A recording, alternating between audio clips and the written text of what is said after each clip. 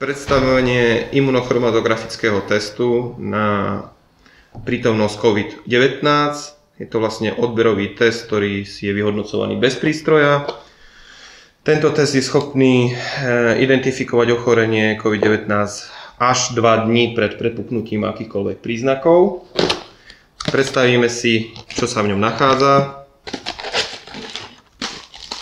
Set odberových platničiek.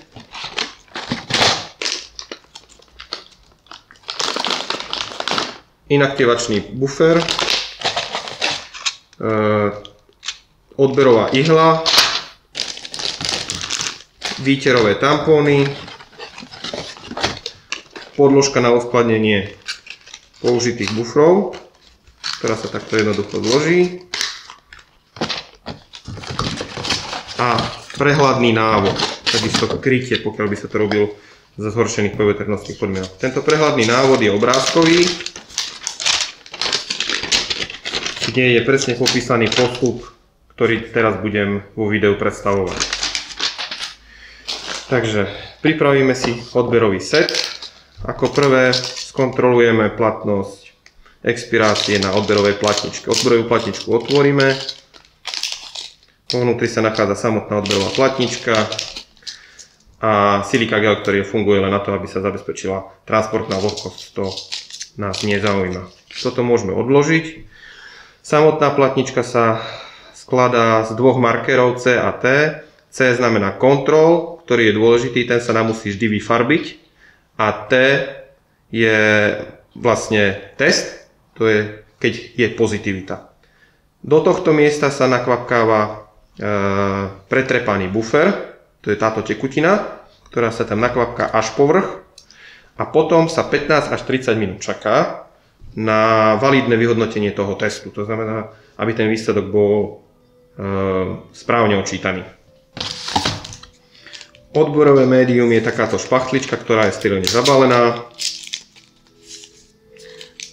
Je tenká a je ohybná, práve preto, aby sme sa do toho nosohltana bez ťažkostí aj like dostal tam na to správne miesto.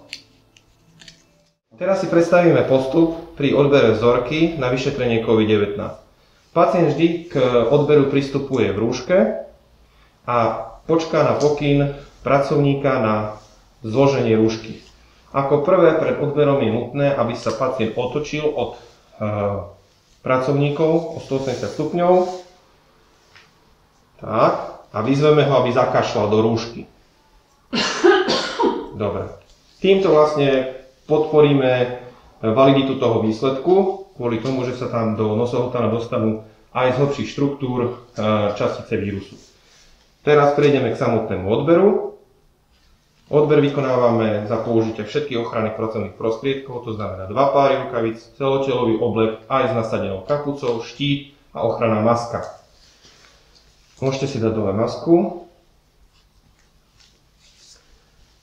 Odber pri odberových setoch s rýchlym výsledkom je robený z nosohltanu. To znamená len z nosa za pomoci tohto odberového tampónu.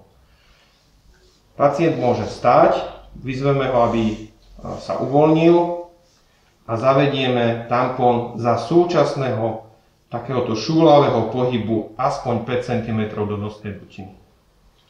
Snažíme sa ísť rovnobežne s podnebím. Tu aspoň 4-5 krát zatočíme a pomaličky jemne vytiahneme. Tým, že tento tampón je ohybný, prispôsobí sa štruktúra nosa a zavedie sa na správne miesto. Dôležitý je teda správny uhol. Uhol by mal byť rovnobežný, nie ani dohora, nie ani prudko dodola, ale rovnobežne. Pacient môže pociťovať istý diskomfort typu šteklenie, ale nie je to až taká bolesť.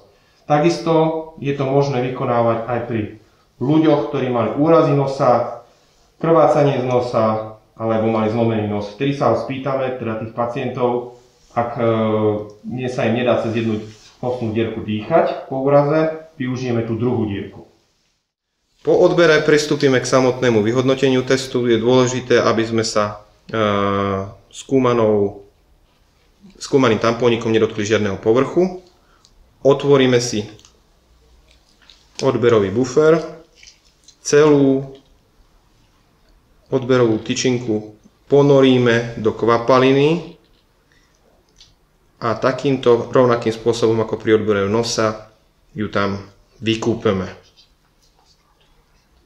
Počkáme aspoň 15 sekúnd, aby sa uvoľnili všetky látky do tohto roztoku.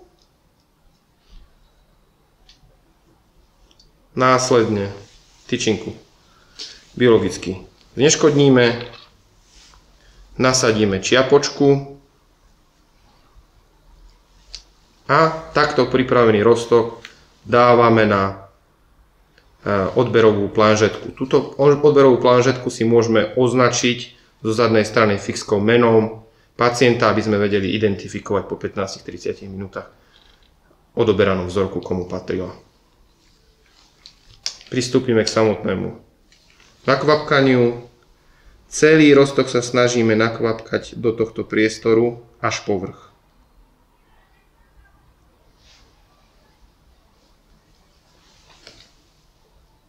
Vidíme, ako sa nám vyfarbuje.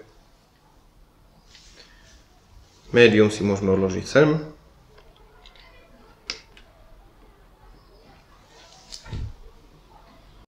Overenie správneho postupu sa na tomto teste robí nasledovne. Po nakvapkaní tekutiny do okienka by sa zhruba do 1 minúty mala vyfarbiť táto spodná čiarka pri písmenku C ako kontrol. To nám indikuje, že sme dali dostatok priméru a teraz môžeme čakať 15 až 30 minút, najlepšie tých 25 minút na odčítanie výsledku. Pokiaľ zostáva iba táto čiaročka, je aj po 25 minútach test je negatívny.